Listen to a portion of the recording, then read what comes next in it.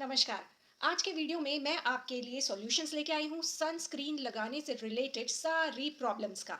अगर आप sunscreen use करते हैं लेकिन फिर भी इसका पूरा फ़ायदा नहीं उठा पा रहे हैं, यानी कि सनस्क्रीन लगाने के बाद भी अगर आपको टैनिंग होती है, रैशेज़ होते हैं या फिर एक्ने होते हैं, पिंपल्स होते हैं, तो इन सब के पीछे कहीं न कहीं गलतियाँ ही होती हैं। तो चलिए मैं चाहती हूँ कि इस वीडियो के थ्रू मैं आपकी इन मिस्टेक्स को सुधार सकूँ, ताकि आप सनस्क्रीन लगाकर पूरा फ़ायदा उठा सकें। सनस्क्रीन लगाने से हमारी स्किन प्रोटेक्टेड रहती है, इसकी जानकारी तो सभी को होती है, लेकिन सनस्क्रीन लगाने के बाद इसका पूरा फायदा आप नहीं उठा पाते हैं, फिर भी आप टैनिंग से परेशान होते हैं। इसके पीछे क्या कारण हो सकता है, इसका आंसर इस वीडियो में आपको जरूर मिलेगा। बने रहिए मेरे साथ और वीडियो के लास्ट में मैं आपको एक ऐसा स्किन टिप दूंगी जो आपके लिए फायदेमंद होगा। स्किन को कम से कम 30 SPF की सनस्क्रीन की जरूरत होती है। अगर आप इससे कम SPF की सनस्क्रीन लगा रहे हैं तो ये भी एक कारण हो सकता है स्किन पर टैनिंग आने का।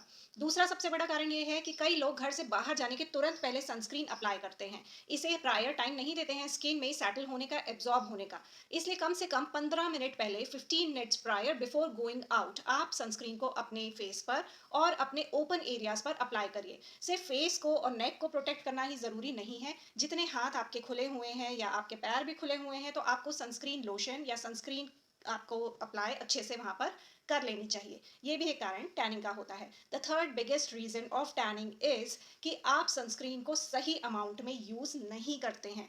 सनस्क्रीन का अमाउंट अगर आप कम रखते हैं तो भी यह स्किन पर उतना फायदेमंद नहीं होता है। कम से कम आधा टीस्पून सनस्क्रीन हमें फेस और नेक एरिया पर लग जाती है। चलिए अब आगे बढ़ते हैं। ये तो 3 रीजंस हैं। The fourth biggest reason, fourth सबसे बड़ा रीजन ये होता है कि आपका procedure of applying sunscreen to your skin सही नहीं है, प्रॉपर नहीं है। क्योंकि बहुत से लोगों को मैंने मार्क किया है कि वह सनस्क्रीन को पहले हैंड्स पर लेते हैं, इस तरह से मलते हैं और फिर फेस पर और नेक पर अप्लाई करते हैं। This is the wrong way to apply it, क्योंकि आपने सनस्क्रीन को कितनी क्वांटिटी में फेस में लगाया, नेक पे लगाया, इसका तो कोई अंदाजा ही ना रहा। पहले सनस्क्रीन को रिक्वायर्ड अमाउंट पर हैंड्स में लीजिए और फिर उसको टिप करके डॉट डॉट्स करके पूरे फेस पर अप्लाई कर लीजिए। इससे आपको अंदाजा रहेगा कि आपने कहाँ कितनी सनस्क्रीन अप्लाई की है और फिर उसके बाद हल्के से इस तरीके से आपको लगा लेना है। फिफ्थ बिगेस्ट रीजन कि आपको सनस्क्रीन से मसाज नहीं करनी है। जैसे हम मॉइस्चराइजर लगा के मसाज करते हैं, इस तरह से तो बिल्कुल नहीं, क्रीम की तरह बिल्कुल भी उसको रगड़ना नहीं है, क्योंकि ये आपकी एक मसाजिंग क्रीम नहीं है। अगर आप ऐसा करते हैं तो आपको एक्ने हो सकते हैं, आपको रैशेज हो सकते हैं। आपको उसे लगाकर सिर्फ हल्के से डैब करना है। थोड़ी देर में स्किन उसको खुद ही एब्जॉर्ब कर लेती है, तो उसको आपको मलने की जरूरत बिल्कुल भी नहीं है। अगर आपका आउटिंग वर्क है, यानी मोस्ट ऑफ द टाइम आपका बाहर का ही काम है, तब आपको 30 SPF भी नहीं बल्कि 50 SPF और मोर की सनस्क्रीन का यूज करना चाहिए। और जो खिलाड़ी होते हैं या जिन्हें स्वेटिंग बहुत ज़्यादा होती है, उन्हें प्रेफरेबली वाटर प्रूफ सनस्क्रीन का यूज करना चाहिए। और अगर बाहर आप काम करते हैं तो याद रखिए, with in 2 hours, 2 to 3 hours, यानी 2 से 3 घंटे में आपको सनस्क्रीन को रीअप्लाई करना है। क्योंकि हमारी सोच तो यही है कि जैसे हमने मुंह धोकर मॉइस्चराइजर लगा लिया, उसके ऊपर सनस्क्रीन लगा ली, तो वह दिन भर काम करेगी। नहीं, तो याद रखिए कि सनस्क्रीन को हर 2 से 3 घंटे में आपको रीअप्लाई करना है अगर आपका सन एक्सपोजर ज़्यादा है। अगर आप घर पर भी हैं तब भी सनस्क्रीन का यूज़ आपको डेली करना है। हाँ, ज़्यादा आपको SPF की क्वांटिटी 50 लेने की ज़रूरत नहीं है। इट इज़ ओके कि वो 30 SPF आपने दिन में एक बार लगा लिया, दैट इज़ इनफ। लेकिन अगर आप बाहर काम करते हैं तो SPF का ध्यान ज़रूर रखिए। और कौन कौन सी बातें हैं जो आपको सनस्क्रीन खरीदते समय याद रखनी चाहिए।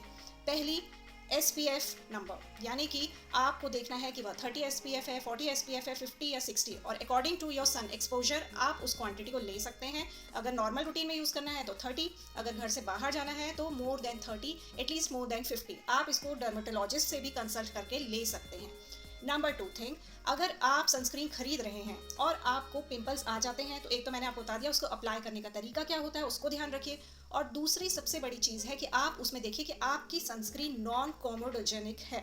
नॉन कोमोडोजेनिक इट मीन्स कि वो आपके पोर्स को ब्लॉक नहीं करती है और इससे आपको पिंपल्स बिल्कुल भी नहीं होंगे। तो सनस्क्रीन का लेबलिंग ढंग से पीछे पढ़ लीजिए। नॉन कोमोडोजेनिक लिखा है अगर, तो आप उसको बेधड़क होकर यूज़ कर सकते हैं। इंपॉर्टेंट बात जो आपको सनस्क्रीन लेते समय ध्यान रखनी है वो ये UVB प्रोटेक्शन कितना है। एक तो आपको UVB प्रोटेक्शन पता चलता है SPF नंबर से, और UVA प्रोटेक्शन के लिए आपने देखा होगा कि आपकी सनस्क्रीन पर प्लस के साइन बने हुए होंगे, तो जितना ज़्यादा प्लस के साइन उतना ज़्यादा UVA प्रोटेक्शन। इसलिए इन चीज़ों को ध्यान रखकर अपनी सनस्क्रीन का सिलेक्शन करिए। स्किन प्रोडक्ट को हमेशा पहले टेस्ट करिए और उसके बाद ही खरीदिए। जब भी आप कहीं जाते हैं तो उसकी टेस्टिंग अमाउंट को अपने पाम पर अप्लाई करिए, ना कि फेस पर। अगर वह आपको सूट होती है, अगर आपको उसका कोई रिएक्शन नहीं होता है विद इन 10 टू 15 मिनट्स, तो फिर वह आपके लिए सेफ है। कभी भी फेस पर डायरेक्ट कोई भी चीज़ को अप्लाई मत करिए, पहले उसको पाम पर, हैंड्स पर यूज़ करके देख लीजिए, क्योंकि इसमें बहुत सारे केमिकल्स होते हैं। ये हमारी स्किन को, कई बार हर की स्किन डिफरेंट है, किसी को सूट होता है, किसी को नहीं होता है, तो it's better to avoid using it directly on face. आप पहले उसको हैंड्स पर यूज़ करके टेस्ट करने का बिल्कुल ध्यान रखिए। आपको मेरे वीडियो से जानकारी मिली होगी, और इसी तरह के वीडियो और भी देखना चाहते हैं तो मेरे चैनल को सब्सक्राइब करना बिल्कुल भी मत भूलिएगा।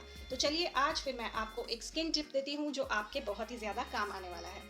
अभी तक हमारी यही सोच है कि हमें सनस्क्रीन का यूज़ करना है, जो कि बहुत ही अच्छी बात है, लेकिन इसके साथ ये भी ध्यान रखें कि जिस तरह से सन में हमारी स्किन डैमेज होती है, उसी तरह से सन से हमारी आइज़ भी डैमेज होती हैं।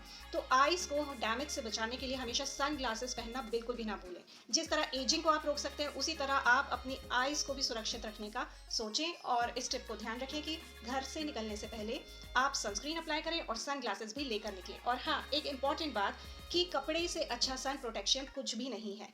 कॉटन के कपड़ों से अच्छा प्रोटेक्शन कुछ भी नहीं है। आपने मार्क किया होगा कि जितना भी हिस्सा आपका कपड़ों से ढका होता है, उसका और एक्सपोज्ड एरिया के कलर में डिफरेंस होता है। इसलिए कोशिश करें कि जब भी आप बाहर सन में जा रहे हैं तो ऊपर से एक प्रोटेक्शन कोट ज़रूर पहनें, अपने फेस को भी कवर करें, और हाथों में हो सके तो हाथों को प्रोटेक्ट करने के लिए भी ग्लव्स पहन सकते हैं। इससे भी आपको सन डैमेज होने से या फिर आपकी स्किन टैनिंग होने से बचाया जा सकता है। तो सनस्क्रीन का इस्तेमाल तो ज़रूर ही करें, और साथ में मेरे इस टिप को भी ध्यान रखें।